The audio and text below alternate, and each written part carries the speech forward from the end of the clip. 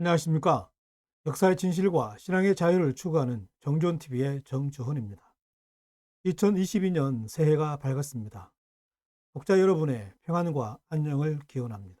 오늘은 공산주의자들의 거짓말 선동정치, 대한민국을 위해, 자유 통일을 위해, 그리고 다음 세대를 위해 거짓말 정치 몰입애들을 퇴출시키자라는 주제로 말씀드리겠습니다. 진실이 우리 곁을 떠나고 있습니다. 우리 사회는 진실보다는 조작된 거짓에 중독되어 있습니다. 왜곡된 거짓이 진실인 양, 진실을 가리기 위해 온갖 수단과 방법을 가리지 않고 있습니다.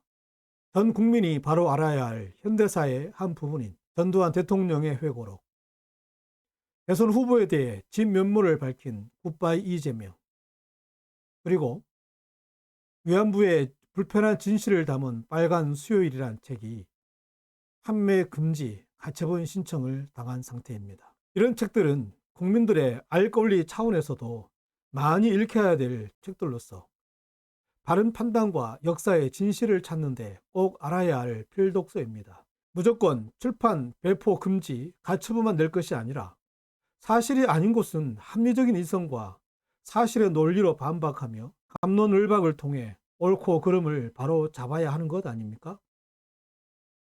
이에 반해 온갖 날조와 거짓말로 구성되어 우리 사회에 큰 혼란을 가중시킬 김일성 회고록은 배포금지 가처분 신청이 기각되어 아무런 제재 없이 판매되고 있는 현실입니다.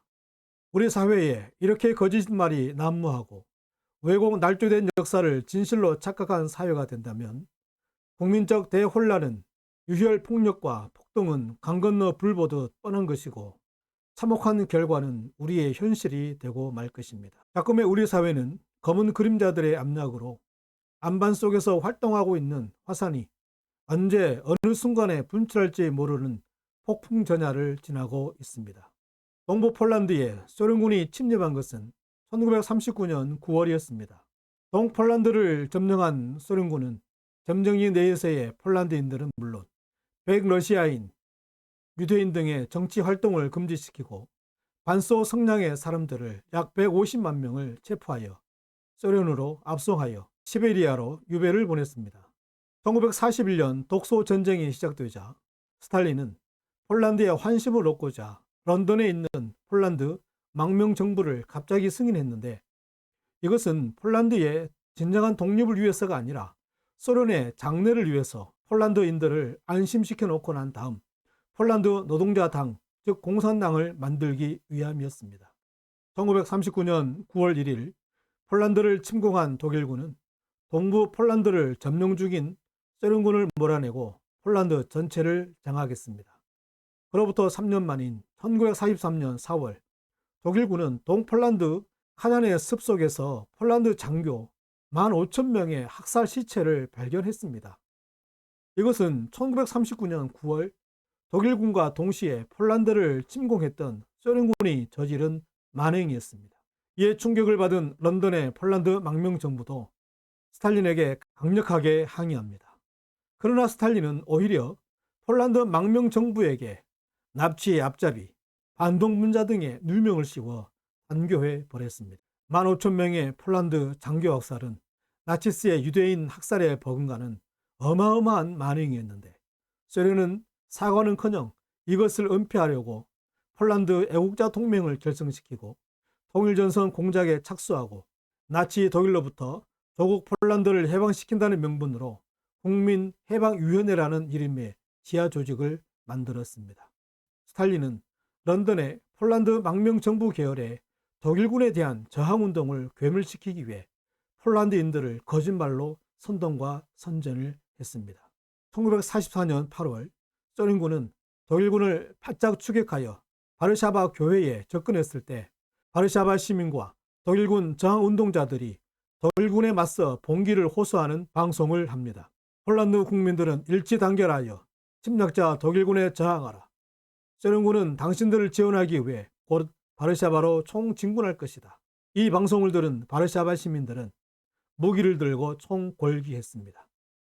조금만 버티면 소련군이 우리를 도와줄 것이다. 그러나 소련군은 진격해 오지 않았습니다. 소련군의 거짓 선동과 방송 선전으로 바르샤바 시민 14만 명이 독일군에게 무차별 사살당하고 64만 명이 체포당하였습니다.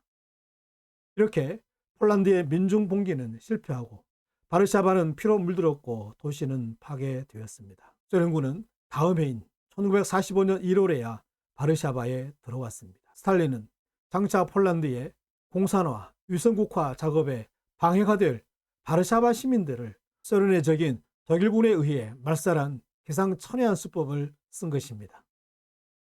당시 폴란드 내의 공산당 지하 조직은 매우 미미했고 불과 몇십 명의 공산당원들이 거짓 선동을 한 것입니다. 바르샤바 봉기는 거짓말 선동과 군중 선동으로 빚어낸 참극이었습니다.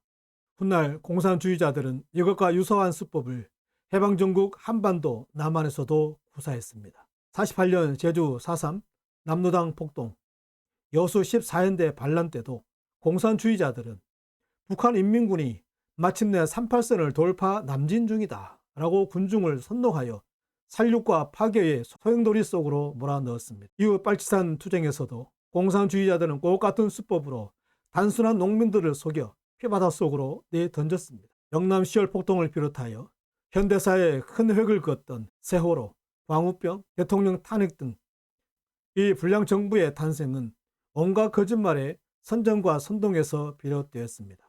2022년 대한민국은 공산주의자들의 거짓말처럼 거짓말 선전과 선동으로 체제가 망하느냐 존재하느냐의 기로에 서 있습니다. 대한민국과 자유통일 그리고 다음 세대를 위한 우리의 할 일은 무엇일까요? 그것은 바로 거짓말 정치 고리배를 퇴출하는 것입니다. 역사의 진실과 신앙의 자유를 추구하는 정주원 TV였습니다. 감사합니다.